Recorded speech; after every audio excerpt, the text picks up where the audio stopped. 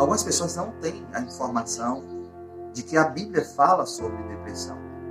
E fala muito sobre o tema. Muito. Moisés teve momentos depressivos. Davi também teve momentos de se fechar. O profeta que demonstrou com muito mais evidência o processo de depressão foi Elias. Alguns anos atrás, nós ministrávamos o seminário Sararei Sua Terra. E nós ministramos nessa igreja durante 2 dias. Uma sexta-feira e um sábado.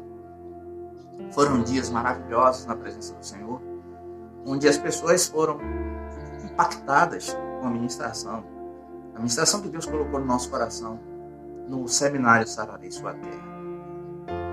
Mas o que me chamou a atenção foi que, no segundo dia, quando nós estávamos encerrando a conferência, eu perguntei para as pessoas quem havia sido abençoada com minha presença ali na igreja. E as pessoas levantaram as mãos em sinal de agradecimento. Mas uma pessoa me chamou a atenção. Um rapaz com a idade de mais ou menos em torno de 45, 48 anos. Ele levantou as 2 mãos e com muita ênfase. E quando ele fez isso, assim que nós descemos do altar da igreja e começamos a conversar com as pessoas que ali estavam, ele veio e me deu um abraço. E ele me disse: olha, Odimari, ontem eu estive aqui na ministração e eu saí da igreja dizendo que não voltaria mais, porque para mim a única coisa que você fez ontem à noite foi apenas utilizar de técnicas de hermenêutica ou de técnicas de persuasão. A única coisa que você fez, ao meu entender naquele momento, foi isso. E eu fui embora. Fui embora para minha casa. No outro dia, no sábado, ele disse que foi dar uma aula. E eu perguntei para ele: o senhor foi dar aula? Então o senhor é professor. E ele me disse: sim, eu sou professor. Eu sou professor de antropologia, de ética, de teologia. E também dou aula em algumas matérias de filosofia. E eu fiquei até impactado com aquele currículo daquele homem, um currículo razoável.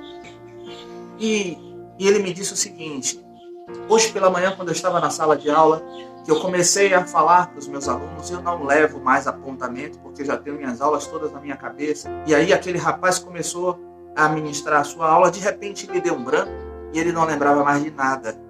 Mas de nada do que ele ia falar. E ele só lembrava, só vinha na cabeça dele as informações que ele obteve no seminário, na conferência Sararei Sua Terra, no dia anterior. E ele teve que ministrar para os seus alunos, segundo ele, líderes, pastores, alguns líderes de ministério. E ele começou a ministrar para aquelas pessoas aquilo que ele ouviu no dia anterior. E ele saiu da sala de aula com a cabeça totalmente turbada. E ele disse assim: eu não sei o que está acontecendo comigo, eu preciso retornar lá na igreja hoje à noite. E quando ele chegou lá, nós começamos a ministrar justamente sobre a depressão de Elias. Falamos como começou, como Elias passou, todos os sintomas à luz da Bíblia da depressão de Elias, e como Deus, como terapeuta, tirou Elias da depressão. E ele começou a declarar algumas coisas e a me revelar algumas coisas sobre a sua vida. Ele disse: olha, pastor, olha para mim. Olha para mim. Eu tenho 15 dias que não tomo banho. Eu tenho uma semana que não escovo os dentes. Eu não como. A única coisa que eu faço é fumar, tomar café e ler alguns livros para dar minhas aulas. Quando eu saio da aula, me vem um vazio dentro de mim muito grande. Quando eu chego em minha casa, eu não tenho prazer em nada. O único desejo que eu tenho é de ficar preso dentro da minha casa. Os sintomas que o Senhor falou do profeta Elias era como se eu estivesse falando diretamente para mim. Não era como se você estivesse falando para mim, pastor. Era como se eu estivesse sentado em um divã e um psicólogo estivesse falando comigo. No caso, esse psicólogo realmente estava falando com ele.